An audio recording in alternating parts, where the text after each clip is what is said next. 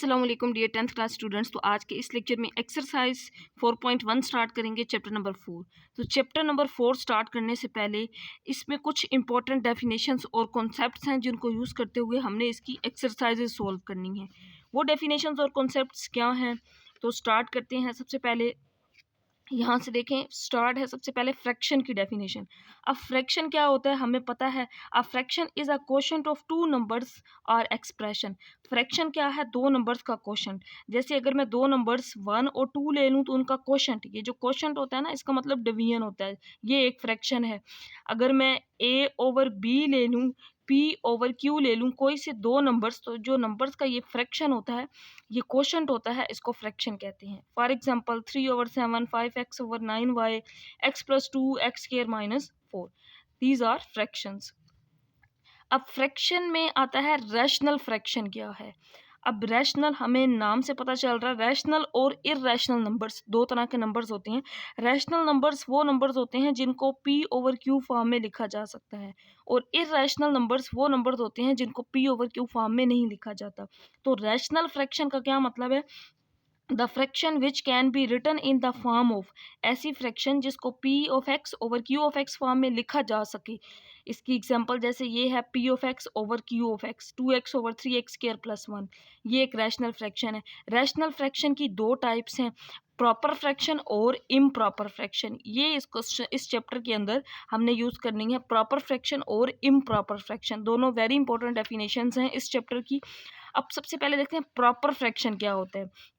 Rational fraction on P of x, यानी कि एक रैशनल फ्रैक्शन, हमें पता है रैशनल फ्रैक्शन क्या होती है, पी ऑफ एक्स और क्यू ऑफ एक्स फॉर्म में होती है, in which degree of P of X is less than, यानी कि ये जो ऊपर वाली वैल्यू है ना पी ऑफ एक्स, इसकी डिग्री, पी ऑफ एक्स की डिग्री लेस देन हो क्यू ऑफ एक्स से। अगर एक fraction P of X Q of X form में इस तरह की कोई रैशनल फ्रैक्शन है, उसमें पी ऑफ एक्स की डिग्री क्यू ऑफ एक्स से लेस आ जाए, यानी कि न्यूमिनेटर की, ये भी कह सकते हैं ये न्यूमिनेटर होता है, ये डिनोमिनेटर होता है, तो न्यूमिनेटर की डिग्री डिनोमिनेटर की डिग्री से लेस हो, तो फिर उसको प्रॉपर फ्रैक्शन कहते हैं। ये जैसा कि ये है क्यू 2x, यहाँ पे अब x की डिग्री 1 है, यहाँ पे 2 है, तो 1 2 से छोटा है, तो p ऑफ x की डिग्री q ऑफ x से लेस है, हम इसको पार्शियल फ्रैक्शन के अंदर रिजोल्व कर सकते हैं। लेकिन इम्प्रॉपर फ्रैक्शन में क्या होता है कि ऐसी rational fraction, a rational fraction p of x over q of x in which degree of p of x is greater और इक्वल, यानी कि अगर p ऑफ x की डिग्री p ऑफ x की डिग्री q ऑफ x से बड़ी या इसके बराबर भी आ जाए, तो ऐसी फ्रैक्शन को इम्प्रॉपर फ्रैक्शन कहते हैं। और इम्प्रॉपर फ्रैक्शन को सोल्व नहीं कर सकते, पहले उसको डिवाइड करके प्रॉपर फ्रैक्शन में कन्वर्ट करते हैं और फिर उसको पार्शियल फ्रैक्शन के अंदर रिजोल्व किया जाता है। तो इसकी कुछ एग्जांपल्स हैं, जैसे यहाँ पे डिग्री p x की 1 है, यहाँ पे भी 1 है, तो p ऑफ x की डिग्री q ऑफ x के बराबर है, ये इक्वल का साइन है। अब यहाँ पे p ऑफ x की डिग्री 2 और यहाँ पे इसकी डिग्री 1 है, तो यानी कि p ऑफ x की डिग्री q ऑफ x से बड़ी है, तो ऐसी फ्रैक्शन को इम्प्रॉपर फ्रैक्शन कहेंगे। पहले इसको डिवाइड कर लेंगे इस तरीके से, ऊपर वाली वैल्यू को अंदर रख के, नीचे वाली वैल्यू को बाहर रख के, इस तरह डिवाइड करके प्रॉपर फ्रैक्शन में कन्वर्ट करके फिर उसको सिंप्लीफाई करेंगे। तो इसका रूल यही है सोल्व करने का फ्रैक्शंस का। प्रॉपर फ्रैक्शन को हम रिजोल्व कर सकते हैं पार्शियल फ्रैक्शन में, लेकिन अगर इम्प्रॉपर फ्रैक्शन आ जाए तो पहले हम उसको डिवाइड करते हैं। अब प्रॉपर फ्रैक्शन क्या होती है? जब p ऑफ x की डिग्री q ऑफ x से लेस हो, तो उसको प्रॉपर फ्रैक्शन कहते हैं।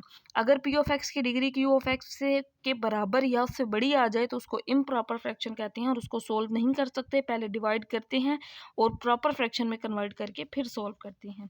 तो स्टार्ट करते हैं एक्सरसाइज 4.1। तो क्वेश्चन नंबर 1 है रिजोल्व इनटू पार्शियल फ्रैक्शन। अब इसको रिजोल्व करना है पार्शियल फ्रैक्शन में। यहाँ पे इसकी अगर डिग्री देखें 1, ये 1 और 1 नीचे 2 है, यानी कि p ऑफ x की डिग्री q ऑफ x से लेस है, तो ये एक प्रॉपर फ्रैक्शन है, हम इसको पार्शियल फ्रैक्शन में रिजोल्व कर सकते हैं। 5x + 3 x - 1 और x - 5 है, तो इसको पार्शियल फ्रैक्शन में रिजोल्व कर लेंगे। ये आ जाएगा a over x - 1 plus b over x minus, ये b है, b ओवर x - 5, इसको नाम दे देंगे इक्वेशन नंबर 1 का। अब यहाँ पे ये जो भी वैल्यू होगी इस प्रॉपर फ्रैक्शन की, यहाँ पे इस वैल्यू को इन सब के साथ मल्टीप्लाई कर देंगे। कैसे? इस स्टेप में जैसे मैं कर रही हूँ 5x plus 3 x minus 1 x minus 5 था, तो इस वैल्यू को भी किससे मल्टीप्लाई कर देंगे? x माइनस 5 1 और x माइनस 5 से। a वाली वैल्यू x माइनस 1 थी, इसको मल्टीप्लाई कर देंगे x माइनस 1 x माइनस 5 से, plus b over x minus 5 है, इसको भी मल्टीप्लाई कर देंगे b वाली वैल्यू को भी x माइनस 1 और x माइनस 5 से। तो अब यहाँ पे ये x माइनस 1 इससे कैंसल आउट, x माइनस 5 इससे कैंसल आउट, यहाँ पे सिर्फ 5x प्लस 3 रह जाएगा। x minus 1 cancel out, a के साथ x माइनस 5 रह गया, और यहाँ पे b के साथ आप देखेंगे x माइनस 5 कैंसल आउट होगा और x माइनस 1 रह जाएगा। अब b के साथ x माइनस 1, तो ये दूसरी इक्वेशन आ गई। इस इक्वेशन से a और b की वैल्यू निकाल के इक्वेशन नंबर 1 में पुट कर देंगे तो इसका आंसर आ जाएगा। अब पहले x माइनस 5 को 0 के इक्वल रखते हैं, तो x की वैल्यू आ जाएगी 5। इसको किस में पुट कर देंगे? इक्वेशन नंबर 2 में। 2 से ही वैल्यू निकालनी है, 2 में ही पुट करनी है, बाद में जब a और b की वैल्यू आ जाएगी तो उसको 1 में पुट कर देंगे। तो अब इसको इक्वेशन नंबर 2 के अंदर पुट करेंगे, जहाँ जहाँ x है वहाँ पे 5 पुट कर देंगे, x की जगह पे 5 आ जाएगा प्लस 3। जब भी यहाँ पे वैल्यू पुट करेंगे ना a और b, अगर c भी होता तो बाकी सारे ज़ीरो हो जाते हैं, सिर्फ एक वैल्यू आती है। अगर यहाँ पे 5 देखें, 5 माइनस 5 a ज़ीरो, वैल्यू सिर्फ किसकी आएगी? b की। हमेशा a की वैल्यू आती है जब यहाँ पे वैल्यू पुट करेंगे तो 5 माइनस 5 प्लस b, x की जगह पे 5 फिर माइनस 1, यहाँ पे ये वाला इसी तरह, तो 5 माइनस 5 0, यानी कि सिर्फ b की वैल्यू आएगी, एक वैल्यू हमेशा ज़ीरो हो जाएगी। 5 5 25 प्लस 3 और 5 माइनस 1 4, ऐड कर देंगे 28 आ जाएगा, 25 और 3, और यहाँ पे b के साथ 4, तो b फाइंड करना है, इस वजह से b आ जाएगा 28 ओवर 4। 4 के टेबल में कटिंग कर सकते हैं, इसकी ये आ जाएगा 4 7 28, b का आंसर आ गया 7। b की वैल्यू आ गई है 7। अब यहाँ से x माइनस 1 को 0 के इक्वल लिखेंगे तो x की वैल्यू आ जाएगी 1। इसको भी पुट करेंगे इक्वेशन नंबर 2 के अंदर, पुट इन 2, इक्वेशन नंबर 2 के अंदर पुट कर देंगे 5, x की जगह पे आ जाएगा अब 1 प्लस 3, a था x माइनस 5 तो 1 minus 5, b x minus 1 1 minus 1, यहाँ पे सारी वैल्यूज पुट कर देंगे। x की जगह पे 1 1 माइनस 5 1 माइनस 1, अब b 0 हो रहा है तो सिर्फ a की वैल्यू आएगी, ये वैल्यू 0 हो जाएगी, वैल्यू सिर्फ एक आएगी। 5 प्लस 3 और 1 माइनस 5 माइनस 4, 5 और 3 8, और यहाँ पे माइनस 4 आ जाएगा, तो a की वैल्यू निकाल लेंगे 8 ओवर माइनस 4, 4 2 ज़ार 8, सो a का आंसर आ गया -2। अब a और b की दोनों वैल्यूज़ को इक्वेशन नंबर 1 के अंदर पुट कर देंगे, जो स्टार्ट में हमने लिखी थी। तो अब मैंने यहाँ पे a और b की वैल्यू लिख लिया और इक्वेशन नंबर 1 को भी लिख लिया है। तो इक्वेशन नंबर 1 के अंदर a और b की वैल्यूज़ को पुट कर देंगे। ये वाली साइड तो बिल्कुल इसी तरह लिख लेंगे। अब यहाँ पे a की वैल्यू -2 आ जाएगी, x माइनस 1, b की वैल्यू पुट कर देंगे 7 और x माइनस 5। ये इसका आंसर आ जाएगा पार्शियल फ्रैक्शन में। इसके बाद क्वेश्चन नंबर 2 है 3 ओवर एक्स स्क्वायर माइनस 1। अब यहाँ पे ये भी p ऑफ एक्स की डिग्री q ऑफ एक्स से लेस है, एक प्रॉपर फ्रैक्शन है, इसको रिजोल्व कर लेंगे पार्शियल फ्रैक्शन में। अब यहाँ पे एक फार्मूला बन रहा है एक्स स्क्वायर माइनस 1 का स्क्वायर। हमें पता है कि अगर a square minus B square हो तो a जमा बी a माइनस बी होता है। तो इसको अगर हम रिजोल्व करें पार्शियल फ्रैक्शन में तो यह आ जाएगा a over X plus 1 plus B over X minus 1। ये इस तरह से पार्शियल फ्रैक्शन में रिजोल्व हो जाएगा। इसको नाम दे देंगे इक्वेशन नंबर 1 का, यानी कि इसको लिख सकते हैं, इसको एक्स स्क्वायर माइनस 1 को एक्स प्लस 1 और एक्स माइनस 1। तो फिर इसको पार्शियल फ्रैक्शन में रिजोल्व किया, a over X 1 X plus 1 B over X minus 1, ये आ जाएगा। अब यहाँ से इक्वेशन नंबर 2 बनाएंगे, इस वैल्यू यानी कि ये जो फैक्टर था ना, बल्कि इसको पहले यहाँ पे एक्सपेंड करके लिखना था, x प्लस 1 था x माइनस 1, इसी के साथ सबको मल्टीप्लाई करना है। तो यहाँ पे x प्लस 1 x माइनस 1 से मल्टीप्लाई, a वाली वैल्यू को भी मल्टीप्लाई कर देंगे, तो x प्लस 1 x माइनस 1, और b वाली वैल्यू को भी मल्टीप्लाई करेंगे, x माइनस 1 है, इसको x प्लस 1 x माइनस 1 से multiply, x plus 1 x minus 1 cancel out, यहाँ पे जस्ट 3 रह जाएगा, x प्लस 1 a वाले में कैंसल आउट, a के साथ x माइनस 1 आ जाएगा, और b के साथ x minus one cancel out, x plus one आ जाएगा और इसको नाम दे देंगे इक्वेशन नंबर 2 का।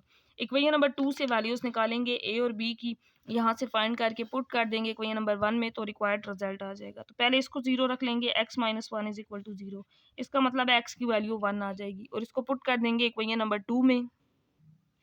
अब x इज इक्वल टू 1 यहाँ पे जब पुट कर देंगे तो a में अगर पुट करें तो a तो 0 हो जाएगा, वैल्यू सिर्फ b की आ जाएगी, 1 प्लस वन एक्स यहाँ पे पुट किया है। हमेशा बाकी वैल्यू 0 हो जाएंगी, जितनी भी हुई सिर्फ a की वैल्यू आएगी। ये रूल होता है पार्शियल फ्रैक्शन का, क्योंकि एक वैल्यू आती है दूसरी 0 हो जाती है, फिर अगली पुट करें तो एक फिर कोई b की ऐसी जो भी वैल्यू वो आ जाती है, बाकी 0 हो जाती है। तो ये तो a 0 था 0, तो यहाँ पे 2b आ गया। हमने b फाइंड करना है तो b आ जाएगा 3/2, b की वैल्यू आ गई 3, 2 इधर आगे डिवाइड हो गया। अब यहाँ से x की दूसरी वैल्यू निकाल लेंगे, x plus one is equal to 0, तो x की वैल्यू आ जाएगी -1, x की वैल्यू आ जाएगी -1, इसको भी इक्वेशन नंबर 2 के अंदर पुट कर देंगे। इक्वेशन नंबर 2 ये है, यहाँ पे पुट कर देंगे, तो मैं इसको एक दफ़ा पुट कर लूँ, फिर a यहाँ पे -1 प्लस b यहाँ पे -1 प्लस वन, तो मैंने अब इसके अंदर वैल्यूज़ को पुट कर दिया है। -1 था यहाँ पे x, फिर इसकी जगह -1, x प्लस वन था -1, अब b 0 हो रहा है, वैल्यू सिर्फ एक ही आएगी, -1 और -1 -2 हो जाएगा।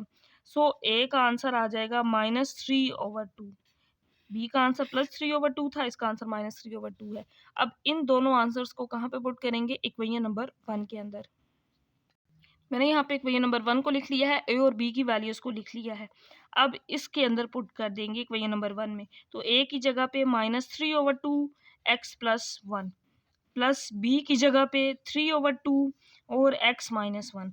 अब इसको नेक्स्ट स्टेप में लिख सकते हैं, ऊपर -3, ये 2 डिवाइड था, नीचे आके x प्लस वन से मल्टीप्लाई हो जाएगा, बिल्कुल सेम इसी तरह ऊपर 3 रहेगा, ये 2 डिवाइड हो रहा है, इधर आके नीचे x माइनस वन से मल्टीप्लाई हो जाएगा और यही इसका आंसर होगा पार्शियल फ्रैक्शन में। a और b की वैल्यू फाइंड करके इसमें पुट कर दी है।